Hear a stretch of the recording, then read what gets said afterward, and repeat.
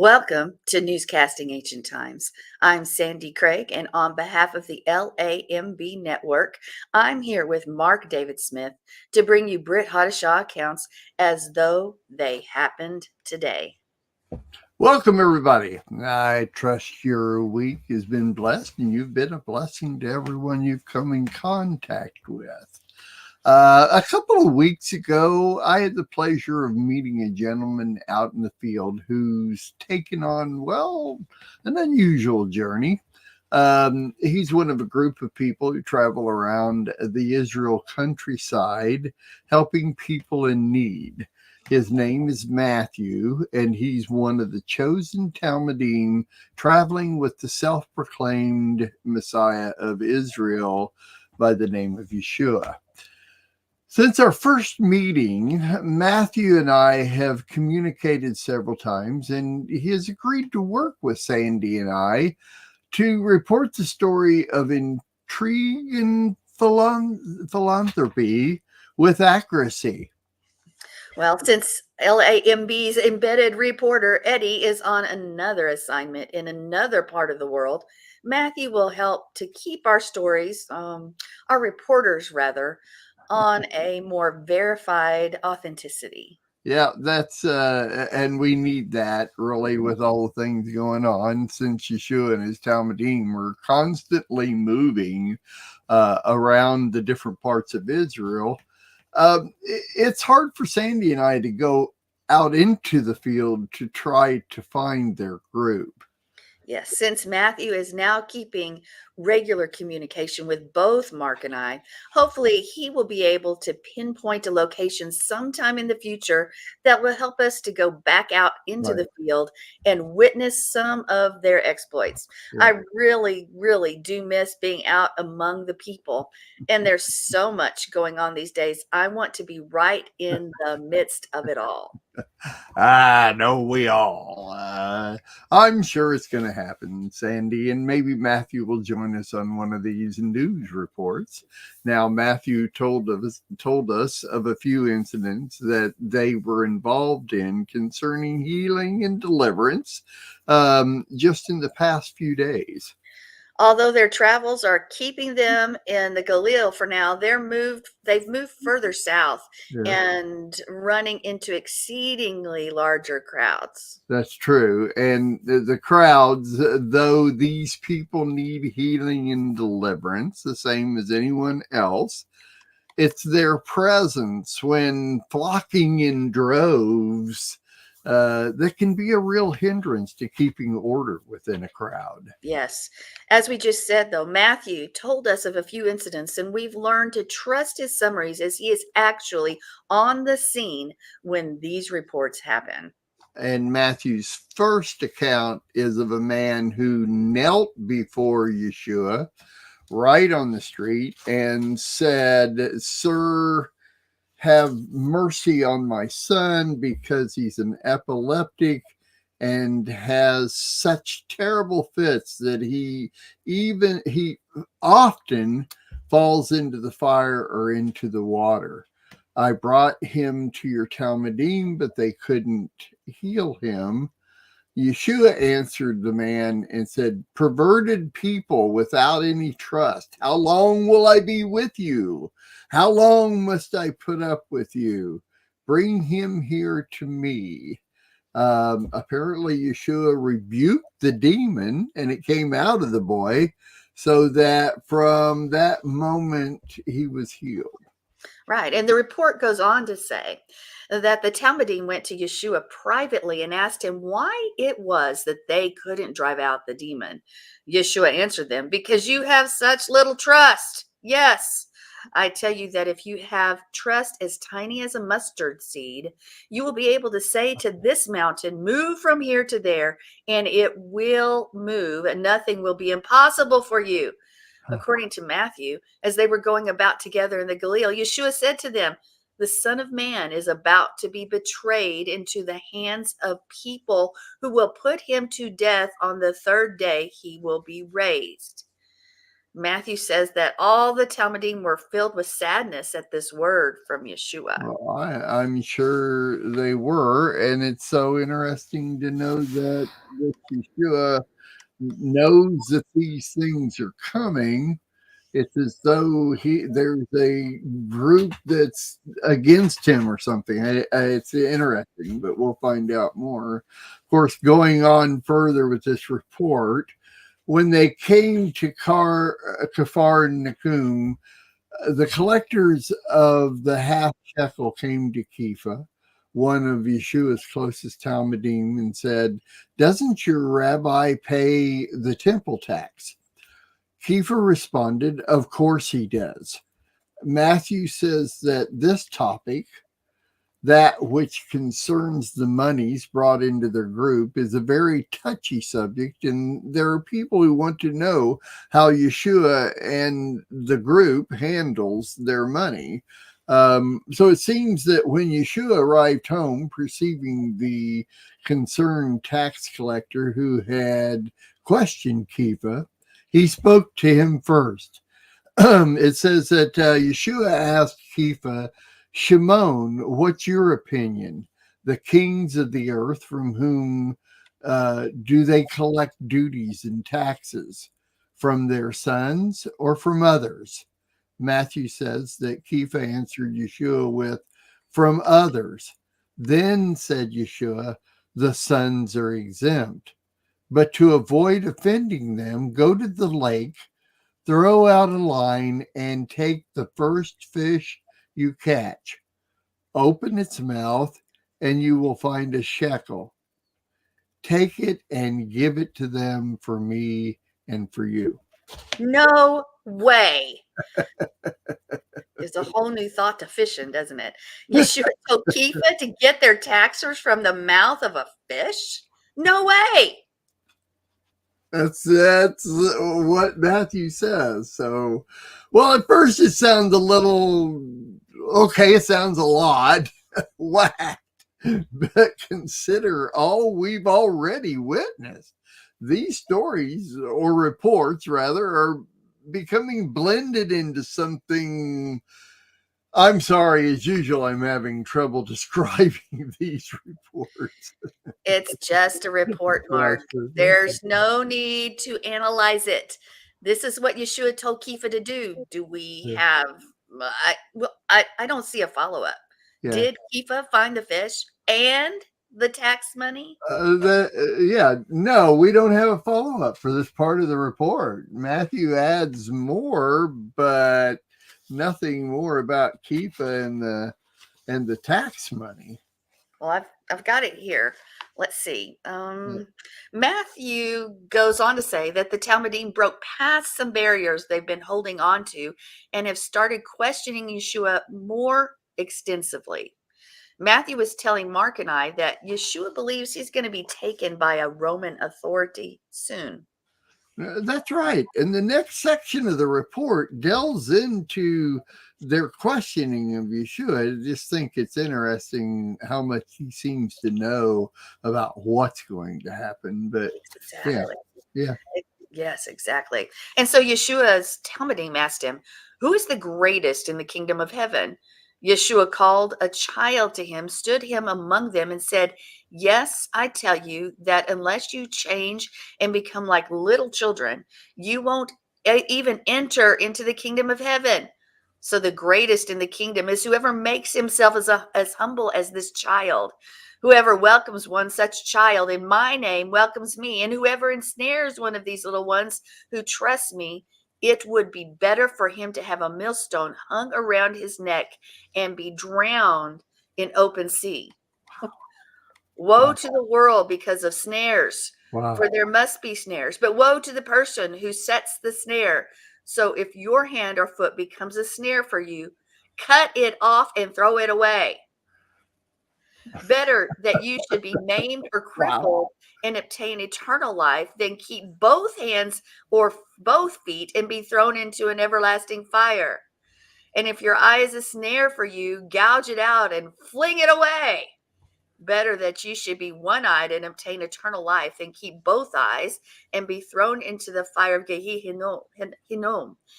See that you never despise one of these little ones, for I tell you that their angels in heaven are continually seeing the face of my Father in heaven. What's your opinion? What will somebody do who has 100 sheep and one of them wanders away? Won't he leave the 99 on the hillside and go off to find the stray?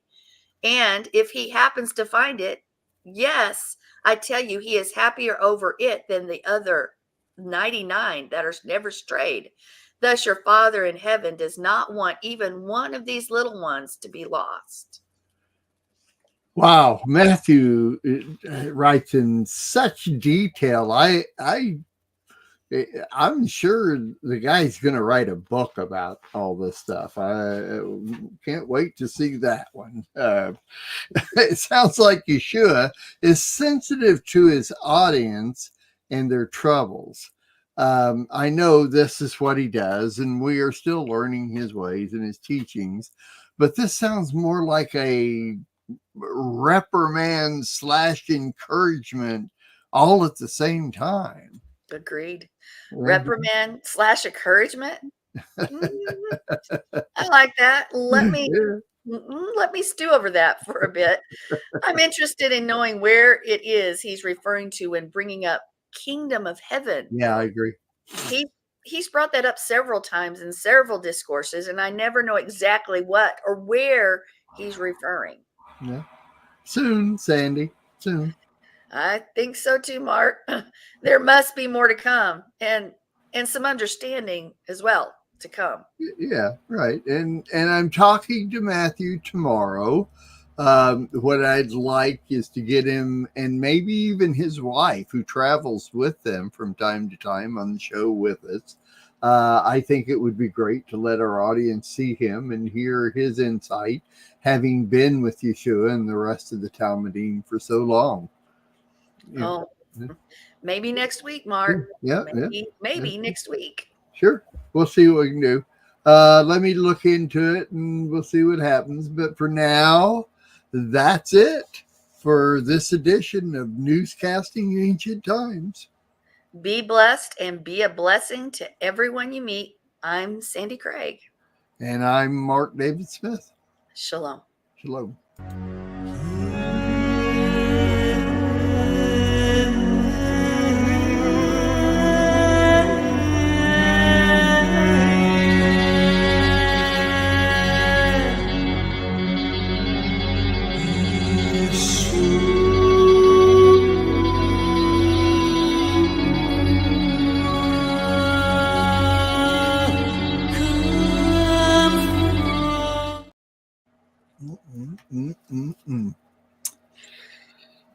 Good, Mark. Here we are.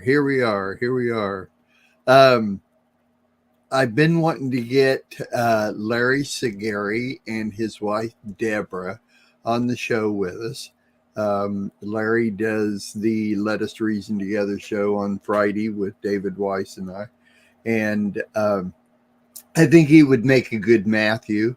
So I'm going to see this week and see maybe we can get him on the show next week, and I'll write him into the script.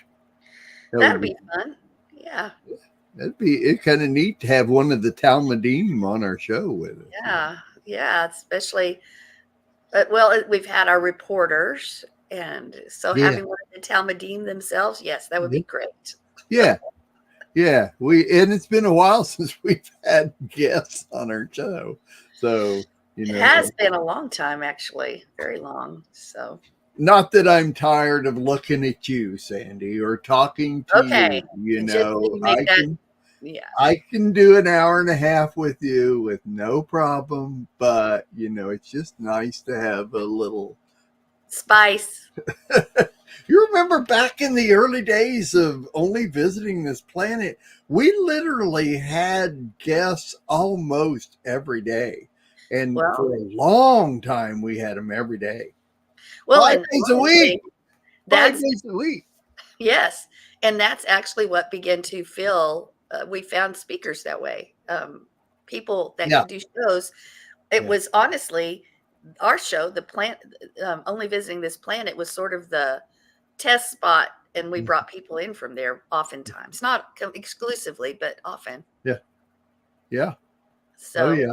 It was an interesting show. We had a lot of things we did daily, and we brought a lot of songs in. I used to love bringing a lot of songs you'd never heard of, and I brought it like Larry Norman and all of his stuff. You got to hear Bob Dylan stuff and so many other things. And I used to just love the fact that you had never heard these people and you were getting to experience them for the first time. And yeah, that, to me, a lot of times that kind of stuff is as exciting as hearing it myself for the first time, is being able well, to share something that you love with somebody you love and that's true. experience it. That was a lot of fun. It was. It's too Yeah. bad we can't still do some of that, but Yeah, I mean, I've thought about it, of course, like I've talked about. I edit one, and I always get to hear parts of it and things that we did, and it was like, my gosh, Dave Matthews and Jonathan Dade, gosh, just exceptional people that I miss having them around. You know, it was agreed. it was fun. It was fun. It was fun.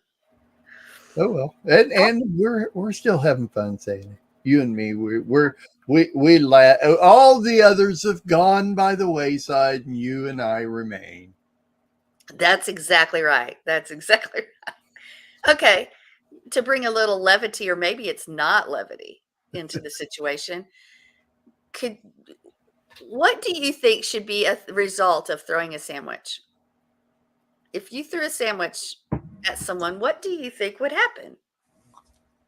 Threw a sandwich at someone. Yeah. Well, okay. Now you've delved into Mark Smith's brain here a little bit. Uh, it depends on the sandwich. I mean, if it's just a sandwich with a little bit of lunch meat in it or lettuce and, that kind of thing would be one thing. But you throw a peanut butter and jelly sandwich at somebody and it comes apart and the jelly and the peanut butter is now on that person, then what's going to happen is a mess. But the other, just like a lunch meat sandwich, is just like it's going to just bounce off the person. So is these the answers that you're looking for, Sandy? Well, they're just fine answers, but do you think there should be legal ramifications? Legal. Oh no, it sounds like we're getting into headline news or shower thoughts. uh, should there be Legal ramifications for a food fight. Really, I'm throwing a sandwich. food for a food fight in general, or well, Well, specifically, it's only a sandwich, but for no, me, I'm of like, who course not. cares? Who cares? Well, guess what? In Scotland, police arrested a man for throwing a sandwich at his girlfriend during an argument. He was No. arrested for throwing. I'm sorry, folks. That's ridiculous. And you have to laugh because it's, to me, I hate that word. I'm not going to say that word. It's really dumb. But how crazy is our world now? You can't figure out what male and female is. You can't. We could go on and now. There's real crime that's happening, but you arrest somebody for nothing, for throwing a Yeah. sandwich.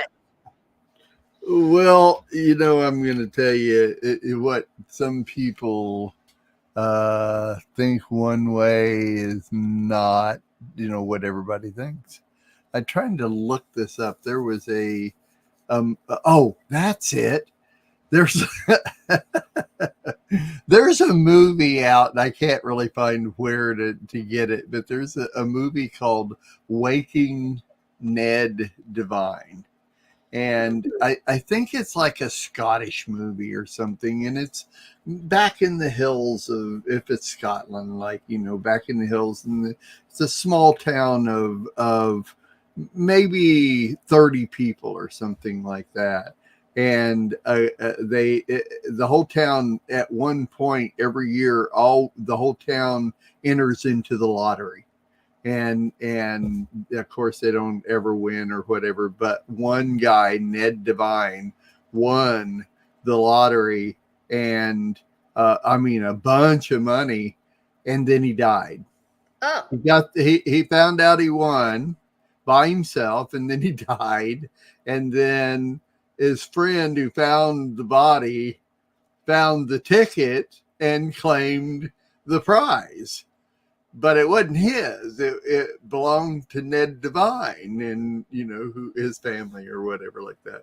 And it's a good, funny movie. So if you ever have a chance to find Waking Ned Devine, but but see, it's kind of the same, along the same thing as should a person do this? Should a person sue somebody for a food fight, that type of thing. So I don't know. It just came to well, mind. what would bother me about that show is, to me, it's unjust if the guy steals the family's money by taking the ticket. That's right. That's right. And I hate it when people are unjust and injustice reigns. I hate that. I did. Yeah. I abhor it. Yeah. I'll Yeah. use the Bible, the worst terminology, utterly abhor injustice. Yeah. That's right. And you and I are exactly the same there. As a matter of fact, my wife says my middle name should have been Justice, because I want justice constantly. And I mean, I kind of know why I'm so adamant about it. I don't know. Why do you think you're so adamant about it? Was there something that happened in your life that sent you over the edge, that every time now I've been that way. I can tell you what it is. It's my name. Anytime you speak, because I've been this way as long as I can remember.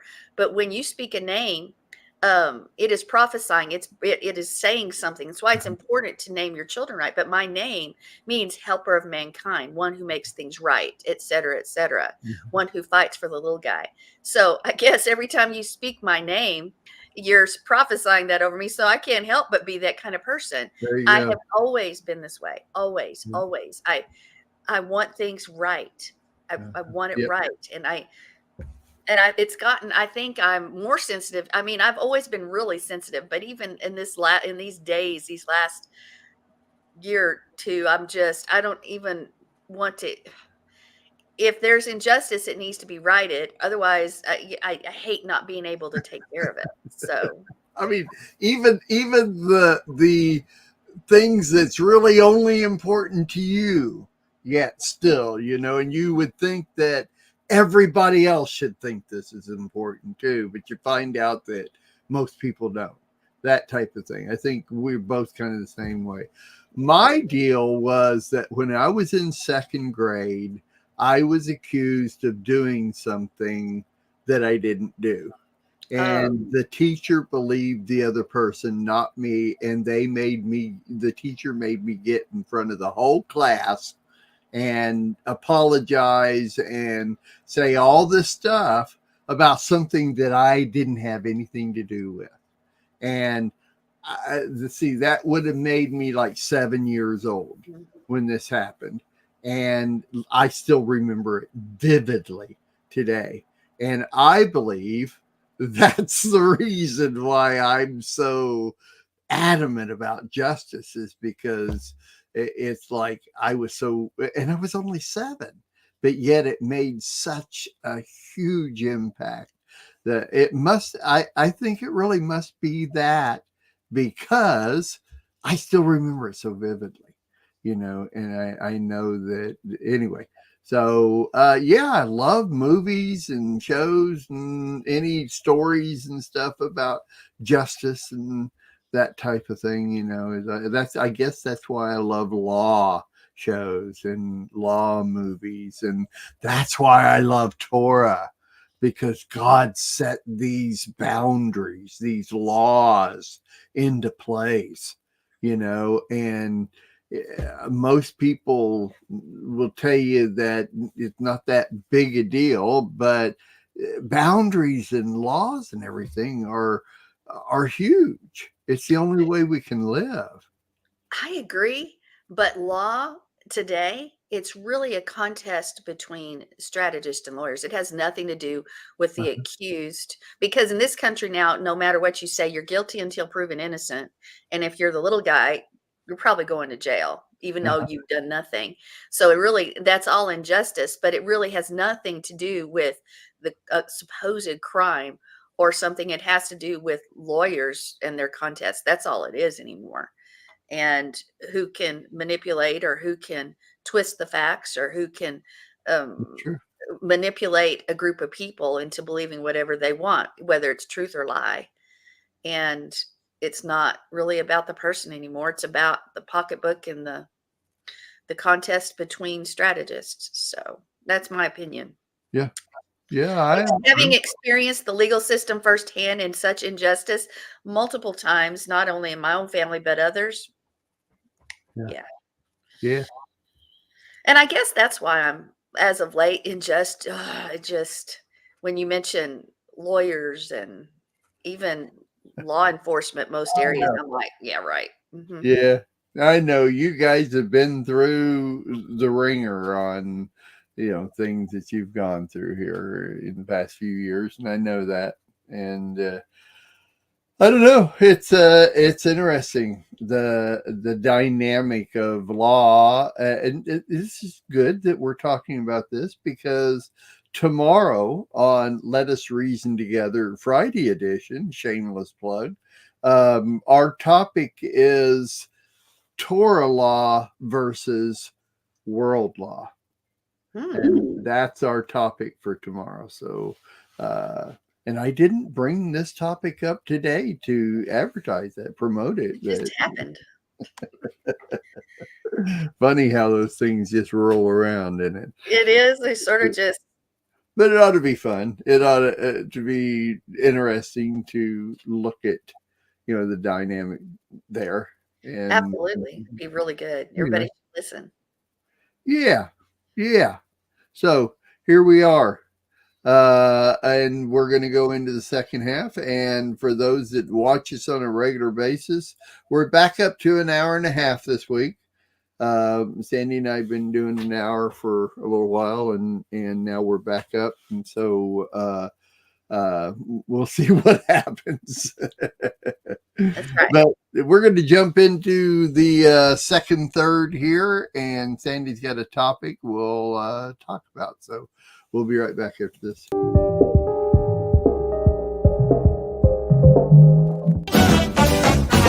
We'll be dancing in the streets, dancing at his feet, dancing in the streets of gold.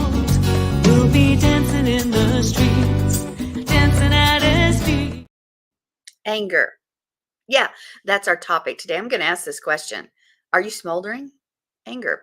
You may say, well, there's a lot of angry people out there. Well, I'd say there's a lot more than we would even probably recognize, because so much anger is sort of pushed down and we don't ever see it. We see the outbursts, yes, and we see an angry society that if they don't have their way, they throw a fit, one side or the other. But it's a much bigger issue than the things that are happening outside us, because there are things that are happening in our own homes, in our own lives, that make us angry. And we walk around like that. Unfortunately, everybody gets angry, and it's easy. You want to hold on to your anger, but the truth is, we always need to give it to Yah. Whatever our problem, whatever we're dealing with, we need to trust Him to take care of it, and not internalize it, or not throw a fit outwardly from it, whatever it may be, because both things can result. And maybe someone's mistreated you. Maybe it's something small, like they didn't acknowledge you, or you didn't get credit for your work, or you didn't reply when you should have replied as quickly as somebody else wanted you to reply, or you've been unjustly treated, or circumstances, financial, have hit you, and they're doing things they shouldn't be doing and adding exorbitant interest rates because of whatever, and it's just making the problem worse. We could go on and find reasons to be angry, and some are very justified because things happen in life. And anger, though, you've got to remember it's not good for you. In fact, new studies argue that regular feelings of anger increase the likelihood for heart disease. Ouch. Do we have a lot of heart issues in our society today? You betcha we do. Actually, within 2 hours of an outburst, the chances of a heart attack or stroke actually skyrocket within 2 hours, which means everybody that's angry, you need to watch out because it is affecting your health and it can be detrimental to your health or even your life.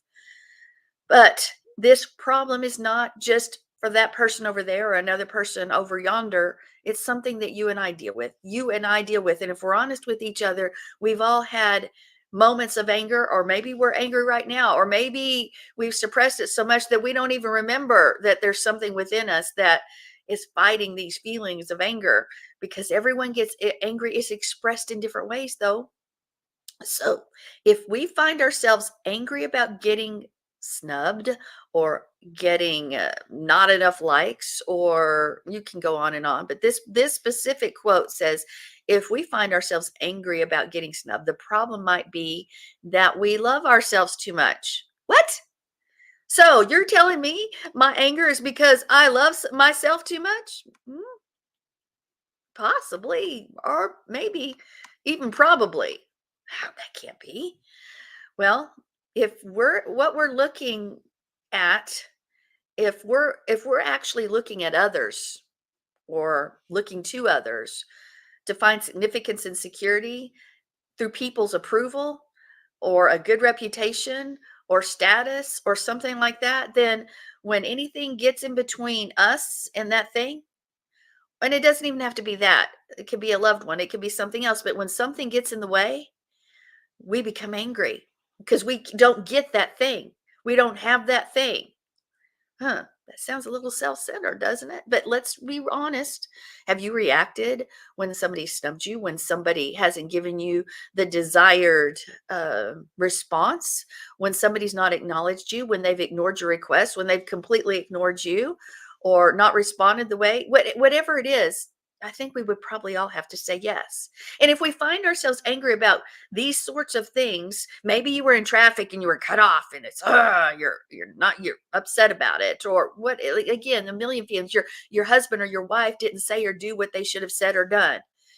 But the problem really could be that we love ourselves too much. Let's go to this. I want to look at this phrase from the Tractate Shabbat 105b. It says, he who gives vent to anger commits as grave a sin as though he worshiped strange gods. Wow, that's pretty deep. He who gives vent to anger commits as grave a sin as though he worshiped strange gods. Okay, that is referring to Job 18:4. You guys can look that up. So it's really talking about worship strange gods, and that's idolatry. So is there a link between anger and idolatry? Well, let's look at it and find out. Because if you follow along the sages with this train of thought and connect anger with idolatry, then this comment right here, from Stone, says anger is the total erasure of the needs and the burdens of others by the needs and burdens of self. It is therefore the very definition of idolatry. Wow. Maybe we need to be rethinking this I'm justified for my anger thing right now. I know it makes me contemplate, okay, where are there things in my life? Because this idea, it removes, when you're angry, it removes your ability to think of the relationship that you're in, or maybe not in now, or should be in, because the overriding emotion is driving you and you're not even thinking correctly because it's all about you and how what your feelings are, and you're stroking them because anger focuses entirely on self. But in this case, a self that's lost control of thinking about reality. Okay, Well, all of this. So what we're saying is maybe this is an outgrowth of pride. Maybe anger can be an outgrowth of pride. Okay, with this train of thought, it goes on to point out that it is an outgrowth of pride, and it's the imposition of one's will upon the world because one cannot conceive that one's will is not the wisest and most important. So it is the abdication of watchfulness, because watchfulness, and I want you to keep that word in mind because we're going to be using it again. Watchfulness is always related to the obligation of the other. Okay, what does that mean? Well, that's your thing, right? You are going to look at this differently, because when you really think about anger, this analysis does make sense, because anger can be idolatry, because it's what's driving us. It's what we think about. It causes us to act and react a certain way. And if it's constantly on our mind, that's really what we're serving. We're serving that thing instead of serving Yah and treating others as he calls us to. Because remember, it's really about our relationship with him and our relationship with others. But anger gets in the way. So we need to think about that anger that's hidden from public view, because it's really easy to see somebody act and react. Okay, we got that. We saw that action. We saw them react. Wow, that guy's angry. But should we really be pointing the finger? Because maybe we need to look at what's inside of us. And maybe we don't even understand that it's there, and it's been there for so long we've forgotten or don't even recognize it anymore. Because when anger shows itself as rage, it's really easy to uncover. We might see an outburst and actually feel embarrassed for that person because they acted and reacted so. But maybe we should be embarrassed for ourselves because we're acting and reacting and treating others a certain way, and it's driven by something deep inside of us, and it's really rooted in anger. May result in bitterness and offense and all sorts of things, but it's anger. So that person lost control, but maybe we're not in control either, because we're blinded by this thing that's within us. So is public anger the only problem? Absolutely not. In fact, I think the stuff we carry with us is much more of a problem. So what do we say about a person whose anger is boiling inside of them and whose actions hint that there's something amiss? Maybe a subterranean volcano that hasn't erupted. Maybe it could, but it hasn't erupted in rage yet. Well, this, I think, is far more dangerous to us ourselves. Remember what I said about anger. It can create physical issues. So it also creates relational issues, and it blinds us and it distracts us, and it causes us to look at self more than we should be, for sure. We push it under, and nobody else can see it, but let me tell you, they can. And really, it's when this person fails to meet our needs. They fail to meet our expectations. They didn't do what we thought they should do, when and how, and et cetera, if at all. And of course, it's never our fault. It's their fault. We like to point the finger at somebody else. It's that other person. If they just do what I asked them to do, if they just do that thing right, I wouldn't be so upset. Okay. I hope that we're aware that we're making a judgment there. That means that we hold ourselves in a superior position because we know better. But rather than speak our emotions, what do? Because we know better, we push them down. We suppress them. And thinking, oh, they'll go away, they'll be dealt with. But let me tell you, they're not. They don't. So what starts to happen? We begin maybe to see the person that we're upset with differently. We diminish them in a way, maybe in our thoughts or actions or even our words, maybe just a little bit. We ignore their requests. We ignore even having communication. And I'll speak honestly, I've had a dear relationship. And I don't know that the result with this is the reason, but I've tried to get a hold of them. I've asked, and there's zero response. And I've said, I don't understand. I've sent letters, emails, and, called, all of it. And I said, what's going on? I don't understand. Why is there all of a sudden nothing? And I don't know what's happened. And it was anyway. And this, I'm like, okay, is there anger? Because there is ignoring requests, ignoring communication efforts. You just blow them off.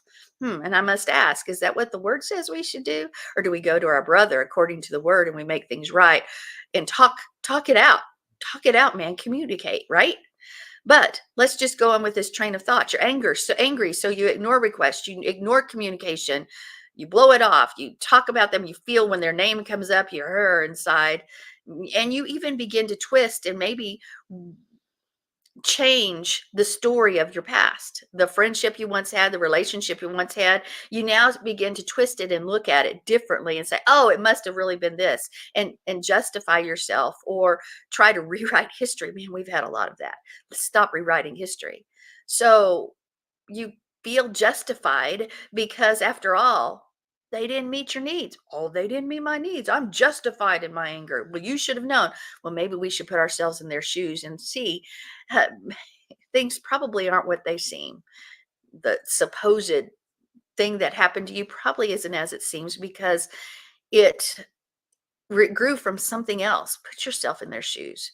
But what is happening, honestly, when you push that stuff down? Well, it's being pushed down and it could explode. That means it's smoldering like a fire within you. So now I want us to go on to this phrase. Well, you always hear, well, God gets angry, Yahweh gets angry. Well, okay. Is it angry by our definition, or is it something different? Because I dare say our definition and what we think of anger and Yah is probably not what it seems. Now, we're going to go over the word anef or enough, and that's number 55599, and it means to be angry. And I want us to specifically look at, we'll start with one of the places it's used. Deuteronomy 137. Yahweh was angry with me and also on your account, saying, not even you shall enter there. Okay. Wow, he's angry. He's not going to let us enter in. But again, when we see the word angry, we think in our English terms, he's rage. It's all of these things. But whenever we read the English translations about Yah, and we don't understand the root of this word enough, and it has a Semitic root of the snorting of a camel and anger. What? It's the snorting of a camel. Well, why would a camel snort? It could be lonely. It might be frustrated. It might be grieving. It might be in heat. There's a whole bunch of things, craving intimacy. And so we have this snort. Okay. Basically, enough is simply an expression of strong emotion. Well, that changes everything. So the translators put anger there, but in reality, it's a strong emotion. So what kind of emotion then is Yah having here, if it doesn't mean anger as we know it? Because when we translate anger like this, we need to realize that there's often many other emotions attached to it, and we need to get that. We need to understand that, so we understand if we want to justify ourselves in anger because of and rage and upset and frustration, all this, we need to find out what really is meant when it says Yah was angry, because we can call it anger, but the anger here is comprised of all these emotions. It's about being heartbroken. Well, let's take a person who's been cheated on. You would say he or she is angry. Why? Because they're heartbroken, they're fearful, there's a loss of relationship, they're longing, they're lonely, there's betrayal, there's all sorts of things, and you're sad and you feel rejected, and there's all sorts of emotions, and we say they're angry, but yet there's all sorts of emotions bundled within that. So, but we call it anger. But is it anger? Where's that? What is anger? What is really the overwhelming emotion, all of it? Because just like we do with Yah, when we read that Yah was angry over the sin of his people, there's all sorts of things involved in that. Strong emotion, remember, like this is what the meaning really is. So the word anef, which means that anger is the result of heartbreak. It's the result of sorrow and grief and longing for intimacy. It's sadness, okay? It does not mean there's bitterness, there's vengefulness, there's hatred and vindictiveness, the kind of anger we think of. It doesn't mean that. This type of anger is different. It's the word chaos. And when we see this word, that is more of that vengeful, bitter sort of anger, hatred, maybe even going on. And in English, we have one word, but we interpret it all the same. We translate it all anger is the same. So which is it? Grief, sorrow, heartbroken, or vengefulness, hatred, and vindictiveness? For Yahweh, the word is grief, sorrow, and heartbreak when he says he's angry. So that is what we need to look at. Okay, well, one other thing we need to remember, this word chaos, which is that vengeful, hurt, bitter, vindictive, that is never used in reference with Yah in his anger. Never. It's enough. It is a different word. So we need to get that justification completely out of our thought process, because they aren't associated with people. And we need to remember, hurt people, guess what they do? They hurt people. So where is this word actually used then? That means bitterness and vengefulness and hatred or vindictiveness. Where is that used? It's used in Ecclesiastes 7:9 as one place, and it says, but be not hasty in thy spirit to be angry, for anger resteth in the bosom of fools. Ouch. So, well, here it says we're not to be hasty in this kind of anger that we picture general. So somebody honks their horn at you, somebody doesn't do what you want, so you're angry, you're vengeful, you're vindictive, so you're going to cut them off, whatever it is.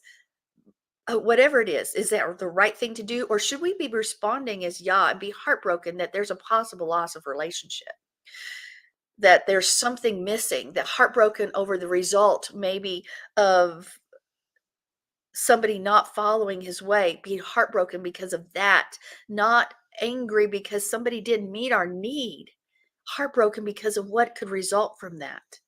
Which way should we be acting? Because there's a big difference in those two words. There's a big difference in those kinds of feelings. Which one should we be walking in? Well, if we're walking like Yah, I don't know that we should ever be vengeful and spiteful and angry and upset and all of these other things, but more sorrowful and things like that. Because what does it say here in the word? It's a fool.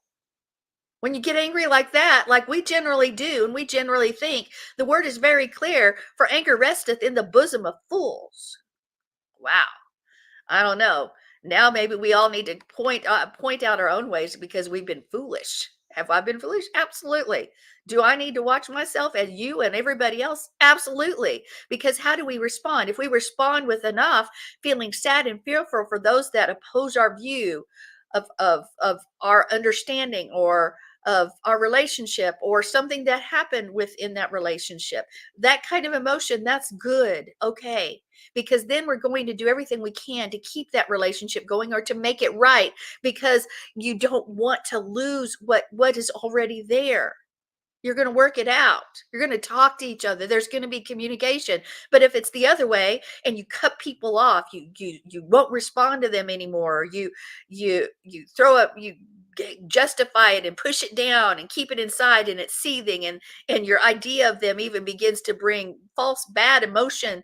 It's the bad vindictive anger that we generally think, and it's destroying you, and it's destroying all of us, me, everybody who might carry that with us. And we need to take a good look at ourselves and see what is within us.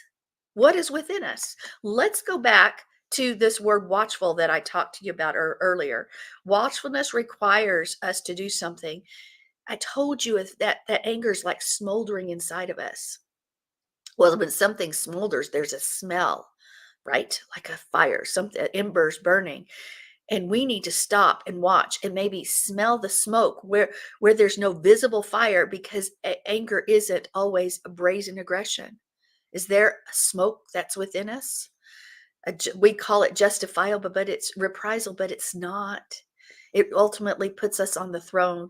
Here, that idea of watchfulness, checking yourself. Are you angry? Have you pushed it aside? Are you been are you reacting and acting towards people because of anger?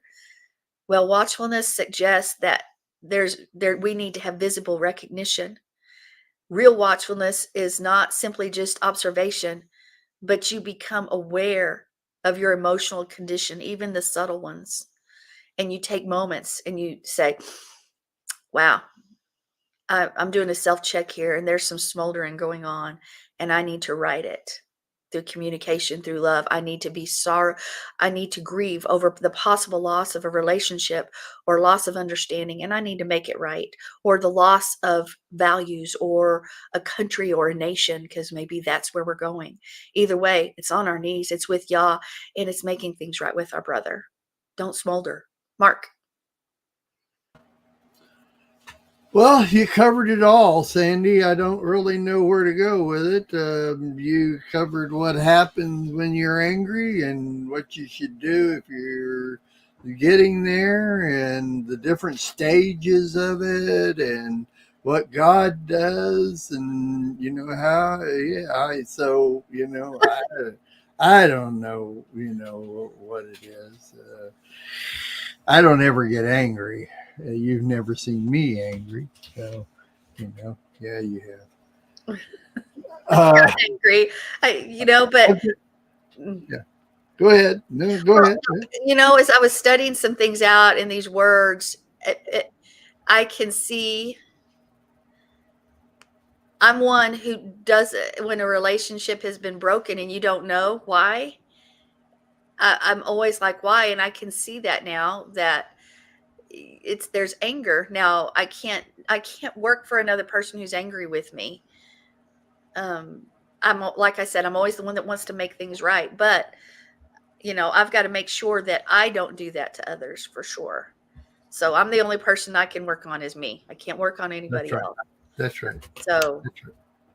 Okay, well, let me just go over all the notes I took while you were talking, because it's in different stages.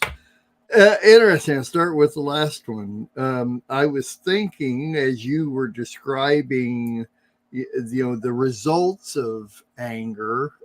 What people, so being angry is not wrong, because even Scripture says, "Be angry and sin not." I mean, we're all gonna be angry. If not, what's the opposite? Is just like, oh, everything's okay. Nothing bothers me. I mean, the world is fine. Everybody I know is fine. Nobody ever says anything that bothers me. I mean, would you rather a person be that way and just non-committal and everything is cool and all of that, or would you rather somebody that actually has an opinion about things, and when people disagree, then you get angry? There's different stages of anger, and there's really nothing wrong with it. It's what you do with it, right? right. I think we need to Right. examine though, Yeah. what kind of anger is there? Because Yeah. ultimately the word also, we say anger, we put it all in one lump, as I said in what I just said, and it really doesn't always mean that. Uh-huh. That's right. That's And right. that's where we need to watch it, because I think that the chaos kind of anger is, he calls us foolish for falling into that trap. Sure. Sure. So Well, I'm with you. I'm there. I just want to make sure that we balance this, because the word anger in the first place, you can ask 100 people, you'll get 100 answers. I think it's in the negative. Is anger positive or is it negative? I think most people in general, just response would say, "Oh, that's negative. Being angry is negative." Not really. I mean, I get angry about things, but it causes me to um, want to analyze this, or to look into it and find out what it is. I mean, if something happens, I mean, we can go 1,000 different places here, but I mean, you just trigger words, trigger names of people can cause anger. What do you do with it? It's like, how do you respond? What do you do about it? Is there a long-term result or long-term process that you could handle this and it not really be wrong? And it's like publicly, I think, especially, and we can blame this on communications, just massive. I mean, since communication has become massive, especially with social media and television, movies, all that kind of thing. And it's funny, we were talking about this last night. It's the influence on what you do with your feelings, or how you perceive things, or whether this bothers you or this doesn't. It's what you do with those things. And I mean, there's just all these subjects keep popping into my brain while I'm saying this, and I can say those things, but then I have to go on to the next one. And it's like every single one of those things, it's a difference of, do I, for whatever reason, do I not like this, compared to a rage. So you have all these different stages or different things. Oh, I don't like that because of whatever. But then I let it grow. Like what you were talking about. And so I guess the maturity of anger, the maturity within a person, is a person that has learned and been taught to deal with what it is they like or don't like about life in general. I mean, there's things I like, things I dislike. So how do I handle those things? Do you see my image flip across the screen? I see something, yeah. Yeah, I saw that yesterday when I was on too. I don't know what that is. I've seen I it think like 5 times or so. well, every once in a while I feel like I'm going into an alternate universe dimension or something, and I'm wondering if maybe the person in the alternate universe is kind of trying to come in. And anyway, hey, there's an answer for everything. But that's I guess it's just like you said, and like the whole thing, it's learning to handle your anger, and how far you go with it, how far you should go with it. I mean, my maturity over the past 20, 30 years has been to understand that not everybody's like me, Sandy, and so if I have to, and what is all the saying, this world would be a great place if it just wasn't for the people, and if you didn't have to deal with everybody else's opinion and their differences in what you are, then maybe if we didn't have to deal with that, maybe our anger would be a whole lot less. There I go again. I'm zipping back and forth. So I think that's really what it is if I were to have to talk to somebody about this, I'd just say, learn to deal with where you're going to go with each different one, because you could probably sit here and name 1,000 different triggers that will cause you to think a certain way in the positive or the negative. And I think that's where you would say that anger is negative, because usually what causes a person to anger is something that is negative in your mind. It may not be negative in somebody else's mind. It may be a very positive thing in somebody else's mind. But to me, in my opinion, the way I feel about and think about something, and in my opinion on something, may be exactly the opposite. And so when something happens in that area, it causes me to, bring up a negative thing. Now I've got to, once that negative is exposed, now I have to take that, whatever it is, subject, topic, whatever it is, and analyze it and find out how I'm going to deal with that. That's why several times it's like, I think I would have liked to have been a politician so that I could just voice my opinion about things that that make me angry, make me mad, and be able to maybe do something about it, because anyway, I can go on and on and on, and it will just cause anger. Well, I was thinking when you even said politicians, I mean, we all, people like us are angry over the events and things that are happening and the people that are doing those things among our nation. But is it driving us to just gripe and complain and Uh-huh. go on a diatribe, or is it causing us to go to our knees and pray? Uh-huh. Because anger, we should be angry that enough that we were talking about where it's gruesome, where our nation is going and where our families are going and where even our congregations, etc. That should be the kind of anger that's described when Yah gets angry. And that's that heartbreakness over the possible results. And so how do we deal with That's right. that? On our face. Right. But we have a tendency to just bad talk and gripe and complain. I'm one who's done it. And that's not really the proper way. Yeah. Well, I give you an example of something. And, I joked about this, but in joking, there's some truth to it and some realization is that I joke that I get my news from Good Morning America, the show Good Morning America.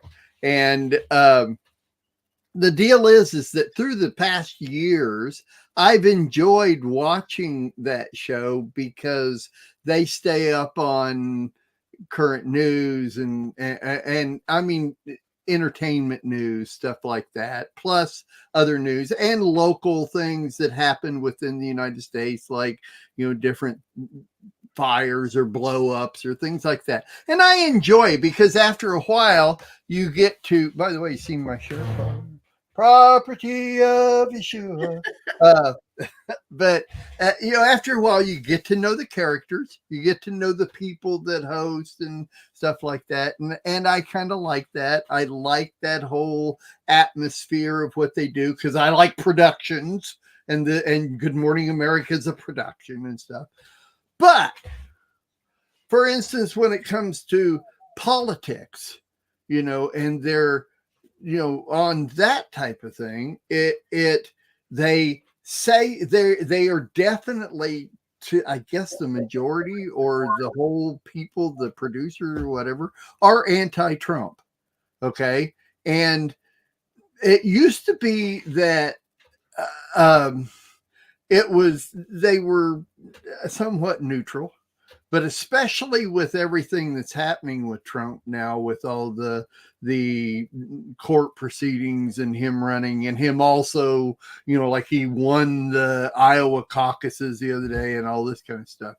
The other day, I'm listening, George Stephanopoulos is what has made it known that he despises. By the way, John calls it George step on top of us. Yeah, I don't doubt. I used to like George. I used to enjoy kind of listening to some of the things he said, and he's very, I guess, wasn't he like the White House spokesman or something like that at one point in time.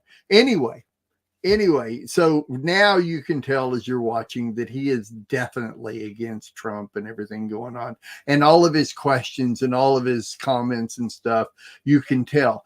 He was talking to a reporter the other day, and the reporter ended his report the report was good. The report was great. He did a great job, but his last words was, Trump continues to spew his lies on a regular basis.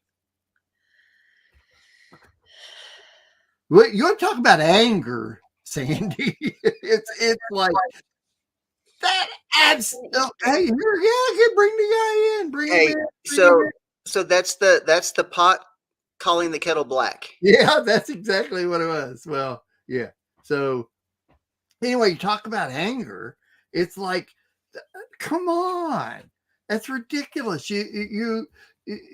Anyway, you see what I'm saying? That causes me to be angry. Of course, there's nothing I can do about it, but except for talk to the Lord and let's balance this out, kind of thing. So, Bring that boy in. I already asked him. Yeah. Okay. He said no. Anyway, you see what I'm saying? I'm just giving you Absolutely. an example. I mean, the only other thing to do is to turn them off, but Yeah, of course. okay, Sugar, get down. Go. Hey, you know, one of the best features these days within technology is that 10-second fast forward. The 10-second, the fast forward button on most players, because I can watch stuff like that, and if I don't want to hear this, but I do. And you know why I like hearing it, Sandi and John? Because I like to hear what the other side is saying. We've talked about this before.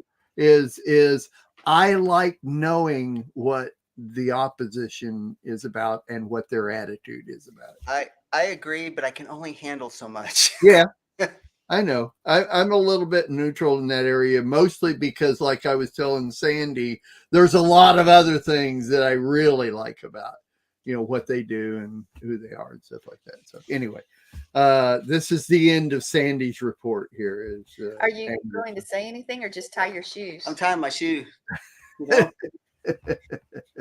We're on a live stream, aren't we? You are live. Everybody got to watch you put your shoes on and tie them. I got to get out the door. Well, then why did you? I get to go to Oklahoma today. Oh, really? Oklahoma, Okay. where the wind comes rolling down the plain. Whatever. That Sugar with this She's going with you, right? Maybe. Yes. All right. Sorry, I didn't mean to interrupt. Okay. Why No, did you it's come okay. sit here and not say anything? Hey, everybody! It's good to see you guys. Sugar. He said he gave his opinion. Don't get angry today, John. I No. won't. I just fast forward 10 seconds. Uh-huh. There you go. That's what it is. That's the answer to this, Sandi, is everybody just needs to fast forward 10 seconds when they get angry, and it'll be okay. Good seeing you, John. Hey, it's good seeing you. Hey, thanks for letting me interrupt. I'm still trying to figure out why you came on air to put your shoes on, but whatever. I thought y'all would just post-show chatting. All right. So you didn't realize we were live? No, but it's good. It's real. It's real here. That's right. Okay. Well, that explains it all, doesn't it? You didn't realize we were on a show. It does. It does. That's right. All right. Well, I guess my final word on that subject would be triggers. There are triggers that we need to deal with. I think that with me, that's how I deal with my anger, is those triggers. I know my triggers and I know what they'll do, so I handle that. Well, I think, though, to close, we all should do a little self-examination and see what's smoldering within us that we need to take care of and make it right. Whether it's on our face, going to our brother, whatever it is, let's not carry it around and it really hurts us. That's more right. than it hurts the other person, for sure. That's right. I'm with you. All right. Well, Sandi and I are back to the hour and a half, so we're going to go into a third part here. We'll be right back.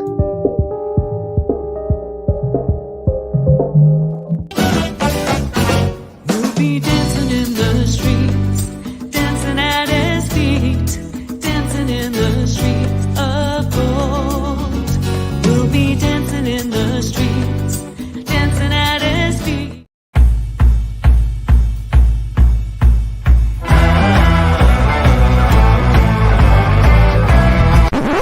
Let's all go to the lobby.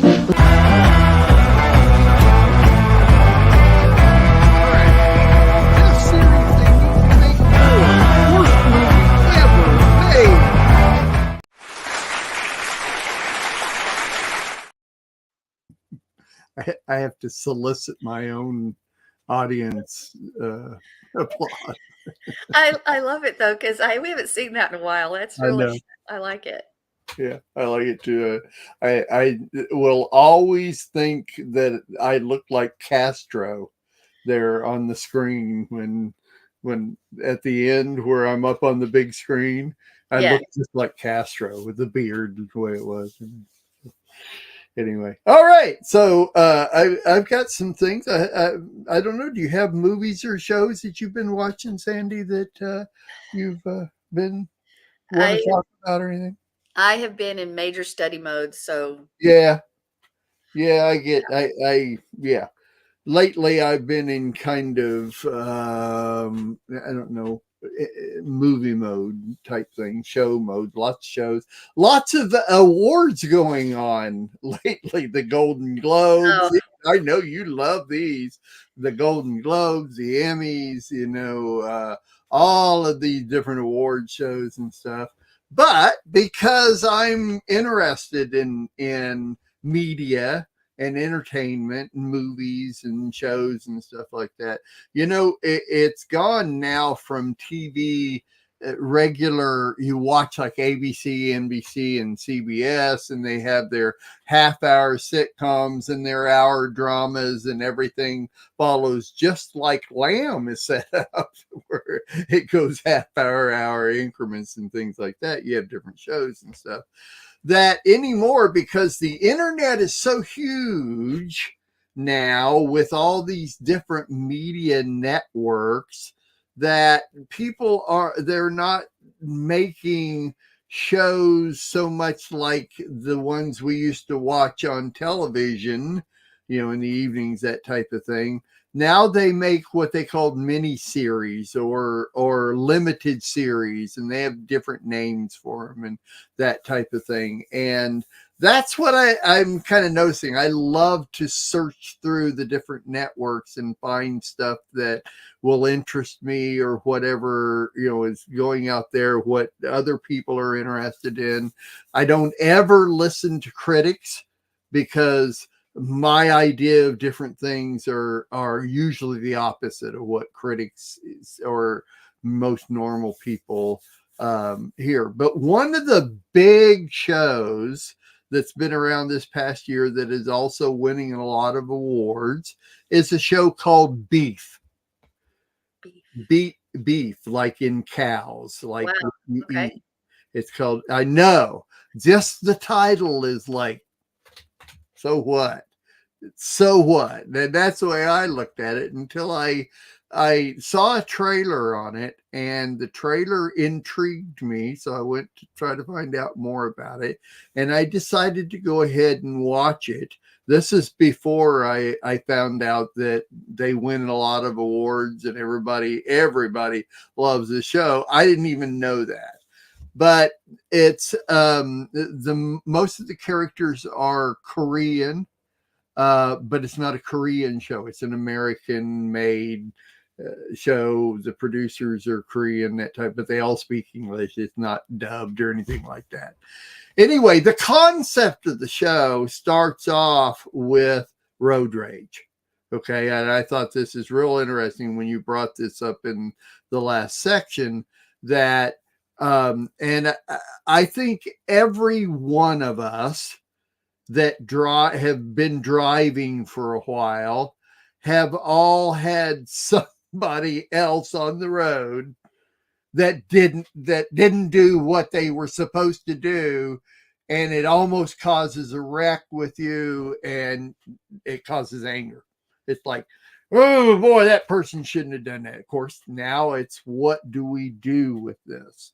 Well, in this limited series, I think it's about 10 episodes, the is a guy in a parking lot at a big store, and he's in a truck, and he just got out of the store, got in his truck, puts it in gear, and starts to back up, or backs up a little bit, and then looks around him to see who's there. And just as he does, a white SUV is pulling up, and he's like, if he had stopped real quick, he'd have hit them. Well, they stopped right behind him and gave him a dirty look and everything, and then took off. Nothing ever happened. They didn't have an accident or anything. But because of one dirty look to another dirty look, they take off, and now it's total road rage. I mean, they're going through people's yards, they're going through gardens, they're going through highways, everything. And so that's how the whole show starts off. Pretty much they separate their ways. But what happens throughout these 10 episodes is, because of their anger, because of who they are and how they deal with it, they both went two total directions, different directions. Whereas the woman that was in the white SUV she's married. She's got a little girl about 5 or 6, maybe something like that, she owns a business. Everything's good. Life is good. The other guy, he's kind of like a con artist, kind of construction guy that manipulates things. Well, very long story short, to give you the idea of the show, she goes in a negative direction, in that she turns against her husband. She turns against this guy. She becomes extremely verbal about her angry. She even has an affair with somebody that knows this guy and the whole thing. But the guy in the truck that didn't look as he was backing up, he makes his way into a church and becomes saved. He has a total breakdown over his anger, over everything that has happened between him and this woman and everything. He breaks down right in this church. And of course, they kind of bring him in, and he's a guitar player, a singer. He actually enters into the praise and worship team and the whole thing. And his whole life changes for the Lord, and you can tell it does. Whereas the woman goes the opposite direction and just becomes, a horrible person and everything. And of course, this is over 10 episodes, so and they're like 40 or 50-minute episodes, so it goes through a lot, and you have to go through it. And I'm not going to give away the ending, and I'm trying to hold it back, but where they end up, I cried for a half hour. I'm still kind of broke over it. I'm not even going to use the word in case you want to watch it or somebody else wants to watch it. What they go through, and you see what could happen to any one of us, depending on our lives, our thought pattern, and what we want to do with it, how we want to go with our anger. And the end of it was so touching between these two people that it was massive, just really good. So I suggest it. It's got some language in it. It's a regular old show like any of the others that's on the internet these days. You can pretty much guarantee most everything that's not good, but the message behind what they do and what happens is so massive that I actually highly recommend it to anybody that doesn't mind watching something like this. You've intrigued me. Storyline is just massive. So You've definitely intrigued me about the show, and how appropriate it shows exactly the message I just said. The foolishness, the pride, and repentance, and heartbrokenness over something. Wow, we couldn't have planned that better.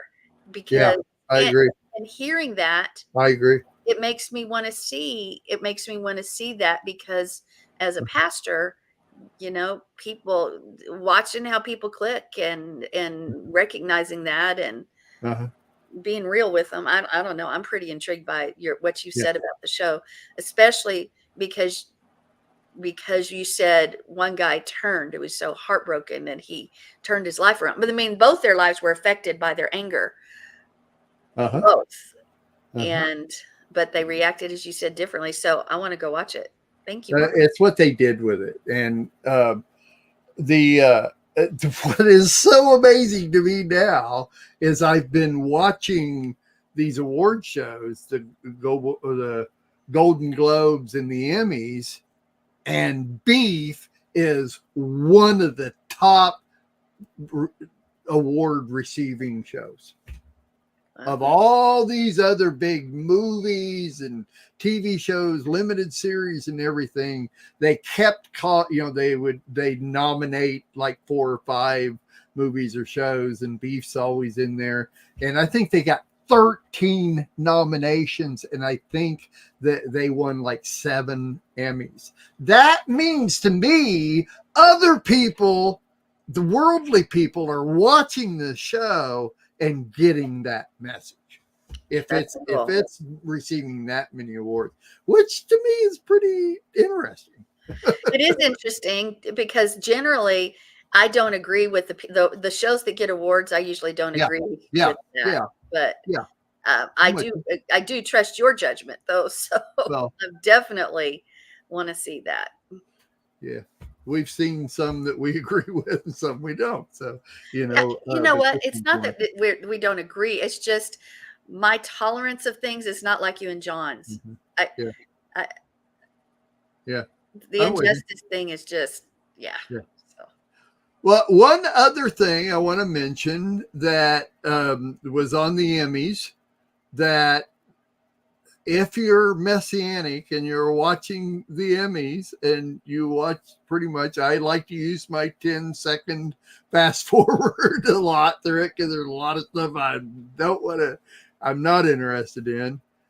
One guy won an award, and this is a guy that actually was, I didn't prepare. I should have had the name of this movie, though.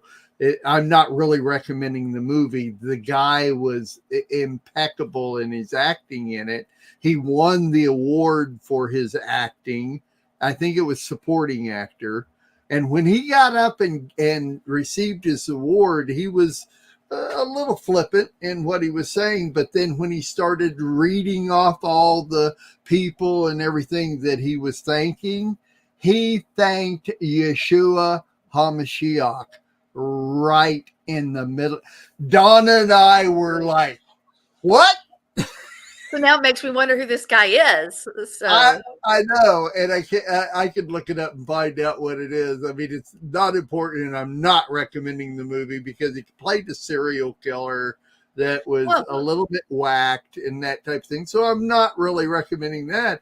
I'm just saying that as we're listening to this guy read off this stuff, we had to pause it, go back and listen to it again. And sure enough, he says Yeshua HaMashiach. Is one that he's thanking for, what he's doing and everything. So anyway, you never know who's out there and who believes and who doesn't, and different things they're going through. And as the world gets as whacked it as it is, I think we're gonna find more and more worldly people out there coming to the Lord. I really do.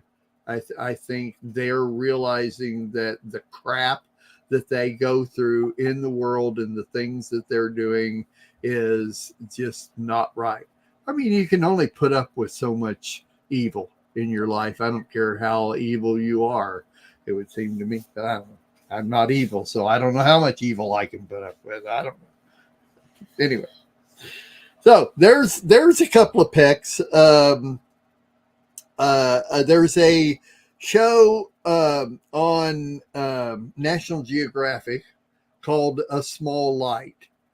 Are you familiar with this at all? No. You know the Anne Frank story. They've made movies about Anne Frank and the whole thing.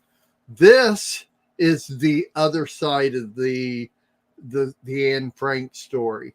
This is I don't know her last name, but it's the Meeps person that owned the place where Anne Frank and the family and all the people, the Jews that she put up during this period of time. Mm-hmm. And it's a limited series. I think it's 8 or 10 different episodes, but it is exceptional. It's really, really good. It tells more of the story around the place and what happened during the Anne Frank story. Oh, I Anne love Frank is a character within the The show. She's Right. there as a young girl, probably 15, 16 maybe. And but the story's more about this Meeps person that put them up and all the things that her and her husband do. And it's very good. Very, very well done. Very good. So if you're interested in that type of thing, it's one of our Sabbath shows that we like to watch. So anyway, now you saw one. What was the one? All the light we cannot see. Didn't you see that Love one? it. Love it. Because I've got it in my queue, but I haven't seen it yet. We got a couple of minutes. Can you give a Well, an it deals with the occupation, I believe, of France, of Nazi Germany at the end of the war, World War II, and the interaction between a family that's in the rebellion against the Nazis, and the courage of one girl, and then a young man who was an orphan, who ends up, through no playing of his own fault, he ends up fighting, well, at least with the Nazis, because of the skills that he has. But his heart is good. His heart is to do right, and he's drawn towards this girl, and the girl happens to be blind. And you just see the courage and the strength and circumstances, and it's war. I mean, it's war. And evil actions too by some, and I mean, which is displayed through the Nazi Party. And the whole story is just incredible, and I would recommend it. It's just 4 episodes of it's a small series, and it was on Netflix. And I would encourage everybody to watch it. Cool. And I loved it. I don't want to give too much away. I mean, just saying that, I was even hesitant to say the girl was blind, because that's not something they show you right off. Okay. But that's fine. Give a little bit away. It's good. I gave away a little bit more probably than I wanted to about beef, but it's good. So yeah, it's in my queue. I think it's something that we've watched the trailers to it and everything. So we got to go. Yeah, we do. All right. We filled the hour and a half. We've done our obligation for today. We have never had a problem filling time, Mark. Never, ever. All right. So if you missed the show or want to watch it again or want to recommend it to somebody, you can go to the lambnetwork.tv on demand section. And by the way, the show is on Thursday. And so you can watch it there. And hopefully Sandy and I will be back next week pretty soon. I'm going to have all the newscasting ancient times up on the website, so you can watch those. And I do have all Planet chapters are on the Life of Worship Amarillo YouTube site. And I'm going to put a link to that on our on-demand page, by the way. Awesome. So, okay. God bless. We'll see you next week. Have a great week, and we'll see you when we can. Oh, you know what I didn't do? I didn't get us ready here. So here we go. Bye.